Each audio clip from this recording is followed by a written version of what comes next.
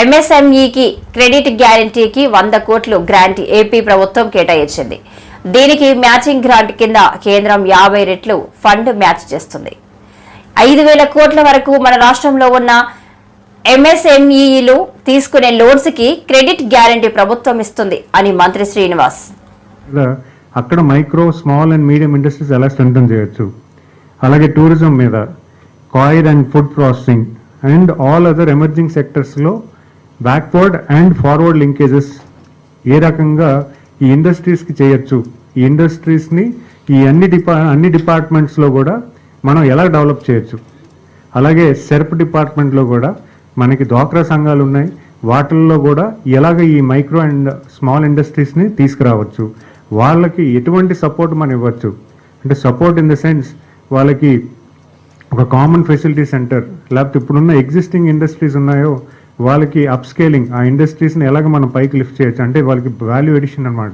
Packing industry supporting mechanism తీసుకురావాలా, లేకపోతే ఇంకేమైనా facilities తీసుకొస్తే గవర్నమెంట్ వాళ్ళ తాలూకు ప్రోడక్ట్ని మార్కెట్లోకి సేల్ చేసే విధానాన్ని తీసుకొచ్చే ప్రయత్నం చేయమని చెప్పడం జరిగింది. ఇప్పుడు హ్యాండ్లూమ్ ఇండస్ట్రీ ఉంది, వాళ్ళకి ఏ రకంగా మైక్రో ఇండస్ట్రీస్ సపోర్ట్ ఇవ్వచ్చు, వాళ్ళకి కామన్ ఫెసిలిటీ సెంటర్స్ కూడా ప్రొవైడ్ చేయొచ్చు.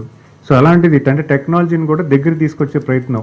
ఇప్పుడు హ్యాండ్లూమ్ ఇండస్ట్రీస్కి కొత్త మెకానిజమ్స్ వచ్చాయి, అంటే లేటెస్ట్ మెషినరీస్ వచ్చాయి. ఆ మెషినరీస్ని ఒక కామన్ ఫెసిలిటీ సెంటర్ కింద వాళ్ళకి ప్రొవైడ్ చేసే అవకాశం ఉంటుంది. అది ఎలాగా మనం ఇంప్లిమెంట్ చేయొచ్చు, దాని మీద మీరు ఎక్సైజ్ చేయండి అని మాకు ఆదేశాలు ఇవ్వడం జరిగింది. అలాగే మనకున్న ఈ ఎంఎస్ఎంఈ ఇండస్ట్రీస్ అనేవి కూడా వేరే డిపార్ట్మెంట్స్ ఉన్నాయి. కమిషన్ ఆఫ్ ఇండస్ట్రీస్ని ఎలా స్ట్రెంథెన్ చేయొచ్చు అంటే ఈ డిఐసిస్ ప్రతి డిస్ట్రిక్ట్లో కూడా డిఐసిని రీవ్యాంప్ చేయమన్నారు. డిఐసి డిస్ట్రిక్ట్ ఆఫ్ ఇండస్ట్రీ డిఐసిస్ ఏదైతే ఉందో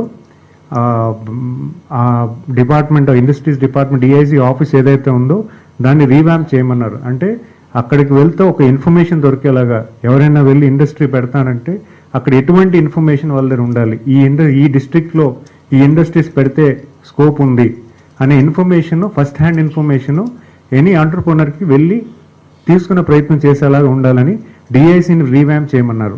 దానికి పూర్తి స్థాయిలో ఆ డిపార్ట్మెంట్తో వర్క్ చేయమన్నారు. అలాగే ఏపీఐసిలో ల్యాండ్ ఎలా అవైలబిలిటీ ఉంటుంది, ఇప్పుడున్న పార్క్స్ ఎన్ని ఉన్నాయి, దాంట్లో అవైలబిలిటీ ఎలా ఉన్నాయి, రానున్న కాలంలో నియర్లీ 50 పార్క్స్ గవర్నమెంట్ డెవలప్ చేయాలని, అలాగే ఇంకొన్ని పార్క్స్ పీపీపీ మోడల్లో మనం డెవలప్ చేసుకోవాలని కూడా చెప్పడం జరిగింది. అంటే పీపీపీ మోడల్లో ఉన్న ల్యాండ్, గవర్నమెంట్ ల్యాండ్, ఏపీఐసి దగ్గర ఉన్న ల్యాండ్ని డెవలప్ చేస్తే ప్రైవేట్ ఇండస్ట్రీస్ని అంటే ప్రైవేట్ వెండర్షిప్ డెవలప్మెంట్ చేసి ఇండస్ట్రీస్ ఎవరైనా పెట్టడానికి పూర్తి స్థాయిలో ఎక్సైజ్ చేయడానికి, అంటే మనకున్న తక్కువ ఫండింగ్లోని మ్యాక్సిమం రీచ్ ఎక్కువ ఇండస్ట్రీస్ వచ్చేలాగా ఎక్సైజ్ చేయమని.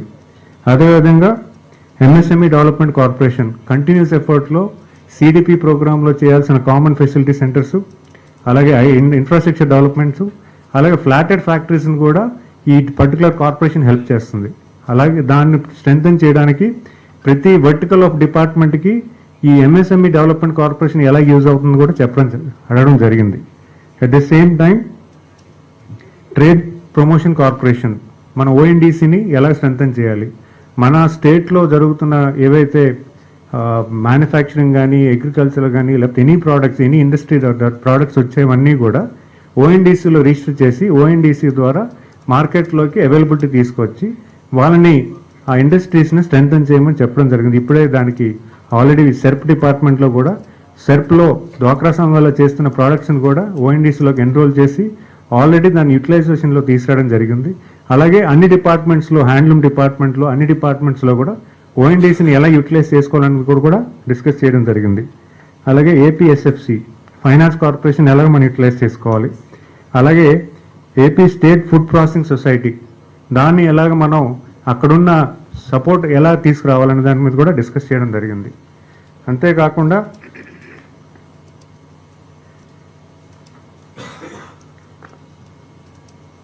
స్కిల్ ఎన్హాన్స్మెంట్ అంటే ఇండస్ట్రీకి కావాలన్న స్కిల్ కోసం కూడా ప్రతిపాదన చేయడం జరిగింది.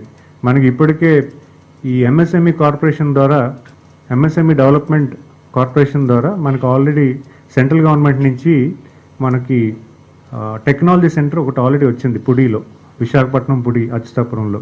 సో దాన్ని ఇప్పుడు ఆల్రెడీ అక్కడ ట్రైనింగ్స్ ఇవ్వడం జరుగుతుంది. సిమిలర్ సెంటర్ని అమరావతిలో ఒకటి పెట్టడానికి, దానికి హబ్ అండ్ స్పోక్ మోడల్లో ఈ 2 సెంటర్స్కి ఇంకో 10 సెంటర్స్ ఎక్స్టెన్షన్ సెంటర్స్ ఇచ్చి ఆ 10 సెంటర్స్ని కూడా ఎలా స్ట్రెంథన్ చేస్తాము, స్కిల్ అంటే చదువుకున్న బీటెక్ స్టూడెంట్స్ కానీ, ఐటీఎస్ స్టూడెంట్స్ కానీ, పాలిటెక్నిక్ స్టూడెంట్స్ కానీ, ఈ స్టూడెంట్స్ అందరూ కూడా చదువుకున్న సిలబస్సే కాకుండా మార్కెట్ కావాల్సిన స్కిల్ నైపుణ్యం తెచ్చుకోవడానికి ఈ సెంటర్స్కి వెళ్ళి ట్రైనింగ్ ప్రక్రియ మొదలు పెట్టమన్నారు. అంటే ఆల్రెడీ ఉన్నాయి, దీన్ని ఎలాగ మనం ఎస్టాబ్లిష్ చేసి పిల్లలకి వెంటనే ట్రైనింగ్ ఇచ్చి వాళ్ళు ట్రైనింగ్ అయిపోయి ఎడ్యుకేషన్ అయ్యే టైంకి జాబ్కి రెడీగా ఉండే విధంగా ఆ వ్యవస్థను తీసుకురావడానికి కూడా మాకు డైరెక్షన్ ఇవ్వడం జరిగింది. అలాగే ర్యాంప్ ప్రోగ్రామ్ అనేది ఒకటి ఉంది, సెంట్రల్ గవర్నమెంట్ ప్రోగ్రామ్. అది ఈ ప్రోగ్రాంలో అంటే raising and accelerating MSME performance అంటారు. ఈ programme actual central government programme ఇది. దీనికి నియర్లీ ఒక 100 crores ఫండ్ మనకు సెంట్రల్ గవర్నమెంట్ ఇవ్వడం జరిగింది. ఈ ప్రోగ్రాంలో ముఖ్యంగా ఏంటంటే ఆల్ ఎంఎస్ఎంఈని ఉద్యమ రిజిస్ట్రేషన్ చేస్తూ వాళ్ళకి రిజిస్ట్రేషన్ అంటే